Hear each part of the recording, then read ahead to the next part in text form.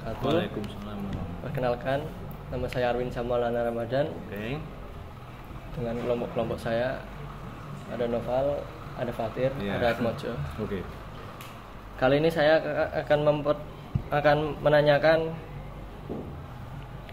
untuk wawancara perpus. Dimulai dari yang pertama. Bagaimana sistem atau cara siswa-siswi meminjam buku di perpustakaan ini? Ya. Caranya ya mudah ya. Siswa cukup datang ke sini, kemudian mengisi formulir pinjam ini. Formulir pinjam ini sudah kita buat per siswa ya, per siswa satu formulir. Jadi tiap siswa punya formulir pinjam sendiri-sendiri ya. Nah, nanti siswa mengisi kolom pertama, kolom tanggal, kemudian judul bukunya, kemudian jumlah buku yang diisi ya. Setelah itu kita siapkan bukunya kita ambilkan, kita siapkan, terus kita berikan. Nah, nanti siswa membuka bukunya, di lembaran pertama itu ada nomor buku, dan nomor bukunya diisikan di sini ya. Kalau semua sudah ditulis, sudah diisikan nomor bukunya, maka dia tanda tangan atau paraf ya di kolom ini untuk bukti bahwa dia memang pinjam buku tersebut. Nah, dan untuk sementara memang hanya ini saja data pinjam yang kita pakai, data manual ya, tidak ada data komputer atau data pakai aplikasi itu, karena memang di samping itu tidak kuat karena tidak ada tanda tangannya kan di komputer kan, di file ya. Itu juga memang keterbatasan SDM yang ada di sini, di mana yang mengelola perpustakaan ini cuma satu orang dan harus mengerjakan semua pekerjaan yang ada di sini. Jadi kita ambil yang simpelnya saja, tapi sudah kuat gitu ya, sudah kuat dan sudah sudah kuat lah bahwa memang anak tersebut terdata, sudah masih bawa buku yang dipinjamnya. Jadi lebih mudah ya. Siapa lagi? Baik.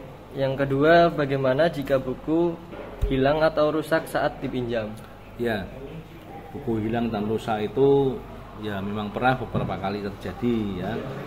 Buku rusak itu biasanya rusak karena kebanjiran ya, kebanjiran terendam buku, atau ya sebenarnya rusaknya mungkin karena kebanjiran toh gitu ya, yang akan mengakibatkan buku itu rusak berat. Artinya rusak berat itu tidak bisa dipakai lagi. Kalau rusaknya cuma kecil-kecil gitu sih tidak masalah. Kayak sobek gitu. Ya, sobek selama tidak menghilangkan tulisannya, tidak apa-apa. Tapi kalau sudah menghilangkan tulisannya, ya itu sudah tidak bisa dipakai kan berarti. Iya. Ya maka harus mengganti. Begitupun dengan hilang pun ya jelas harus mengganti. Ya. Dan karena menghilangkan buku ya kita kebijakannya sekarang ya harus membelikan buku.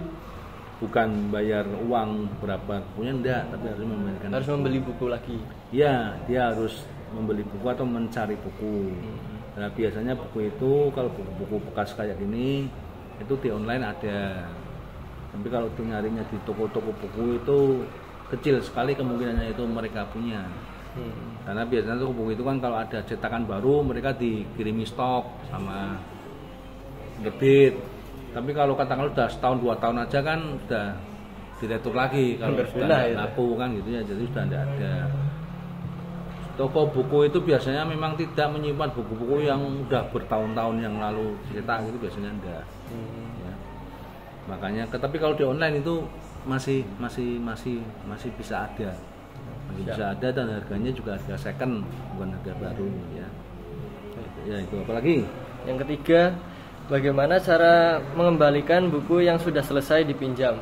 Ya, caranya ya dibawa ke sini ya bukunya ya. Caranya dibawa ke sini, kemudian dicek kondisinya kan gitu ya. Kalau rusak harus mengganti, kalau baik ya tidak kan gitu.